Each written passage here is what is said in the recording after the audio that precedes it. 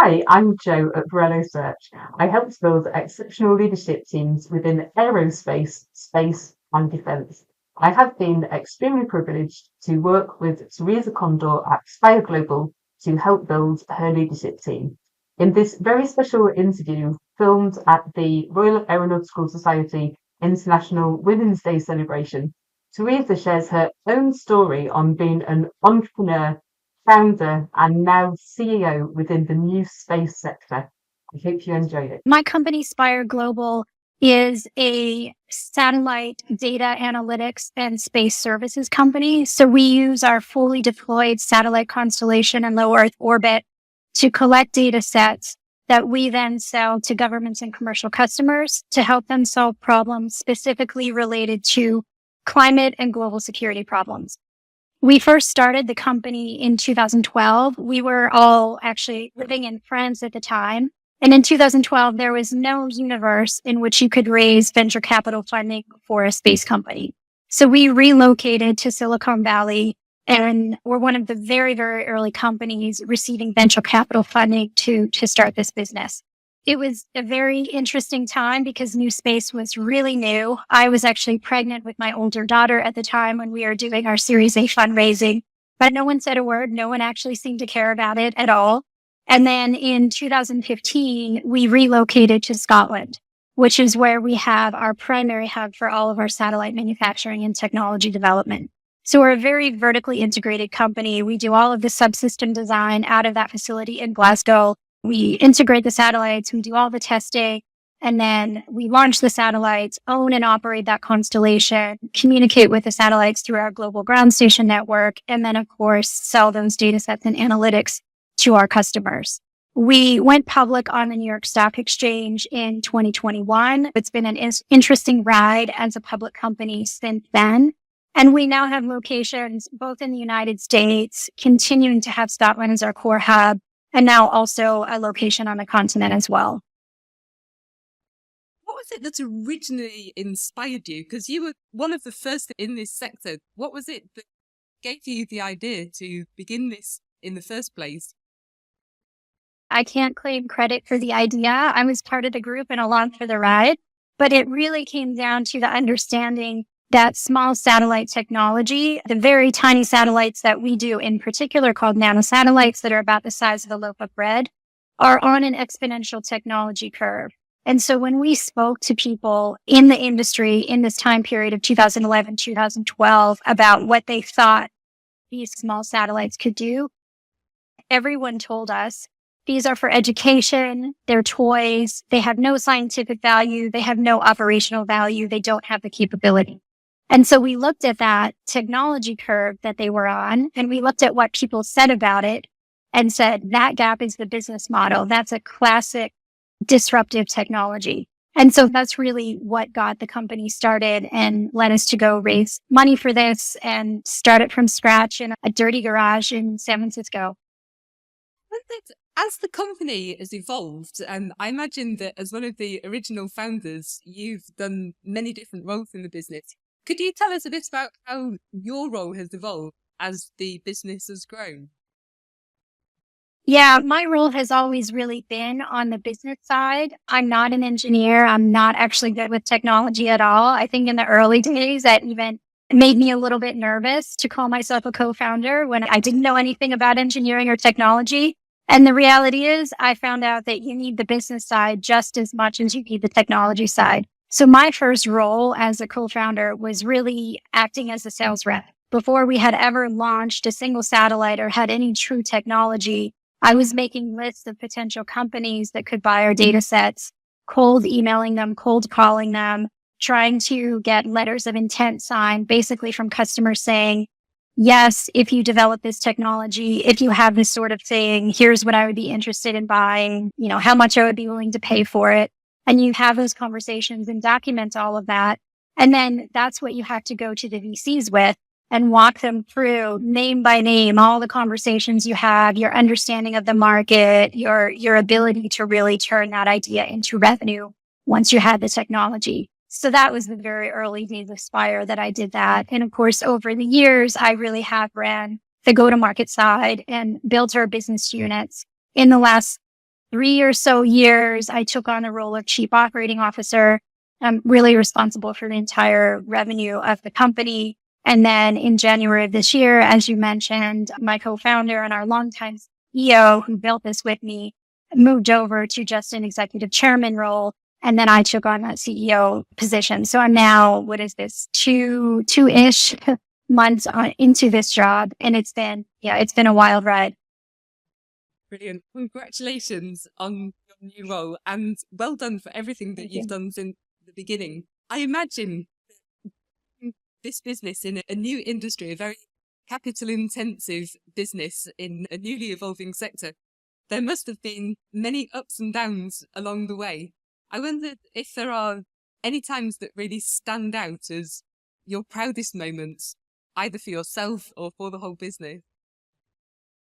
Yeah, I think it was a very proud moment when we went public on the New York Stock Exchange and we were able to be there on the exchange and ring the opening bell and SPIR in the name on all the banners around.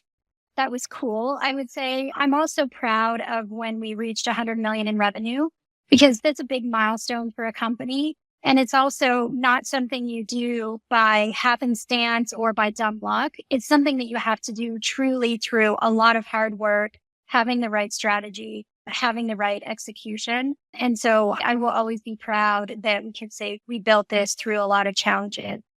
And I think the other thing that I'm quite proud of is that we were just about the first company. I think we were the first company that started collecting weather data from satellites. So weather data owned and driven by a commercial company, especially when everyone told us it's not possible to do. It won't be scientifically relevant. It won't be operationally relevant. And then we were the first company to sign actual commercial contracts with the weather centers to take in our data sets and incorporate them into the weather forecasting models.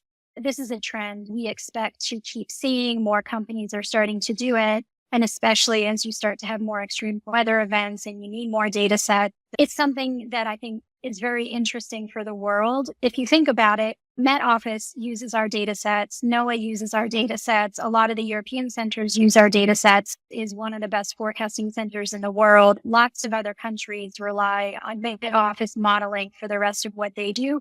That means that just about every single person on the planet who opens their phone and checks the weather every single day takes advantage of the data sets that our satellites collect.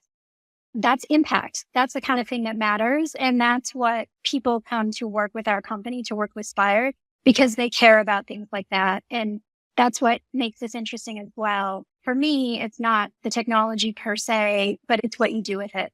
Yeah, absolutely. Outcomes. And like you say, there's never been a more important time to keep a careful eye on the weather.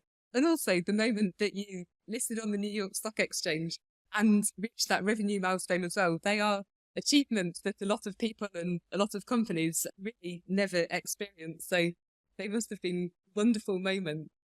And I wonder, as you've gone through your career, do you think being female has in any way impacted your career? Have you felt any different? Do you think there's been any advantages or disadvantages of being a woman in this sector? Yeah, I think maybe I've had a different experience than a lot of people in that I haven't noticed it. It has not been something that I thought dramatically impacted what I have done.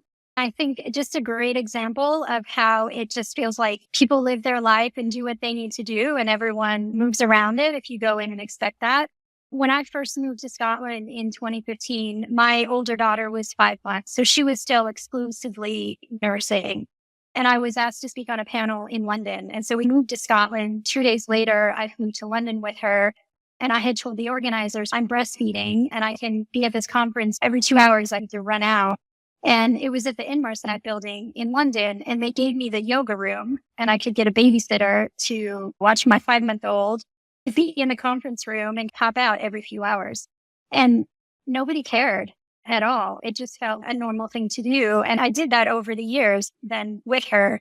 And I felt like if I went in expecting that people would accept that sort of thing needed to happen, everybody just went along with it. So I think I've been very lucky in that regard. The only thing that might happen is that I would initially get underestimated I think I'm pretty tiny. You can't see on the video. And for a long time, I looked way younger than I am. I think I'm starting to get past that point. But during a lot of this, I looked very young. And so quite often people will initially maybe assume I'm the secretary or an assistant of some sort rather than running the show. But I think when they quickly realize that's not the case, everything just moves right along, and it can be beneficial when people underestimate you. I actually got situation in many cases. Yeah, good for you. Absolutely. Having the chance to surprise them is hopefully another thing that you feel proud of, and won't be anyone that underestimates you. I'm sure they would quickly learn the error of their ways.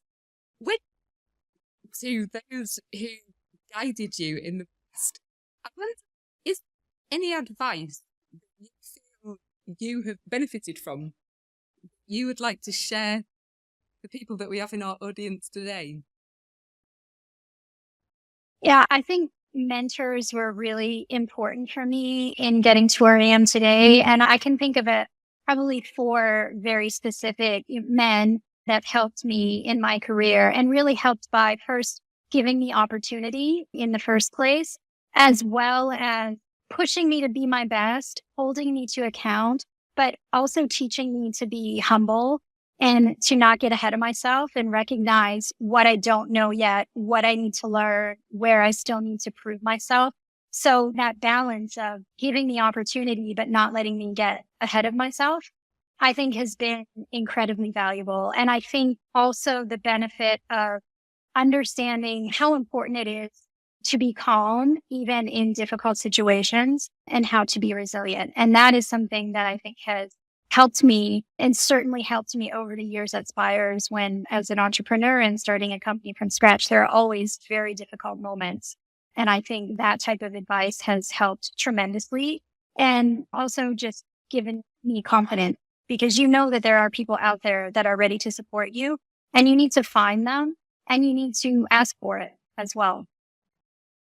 Brilliant. Good advice for sure. Theresa, thank you so much for joining us today. It's been really great to see you from this stage. I know you've got a busy week, so thank you so much for making the time. We really appreciate it, and it's been great to see you.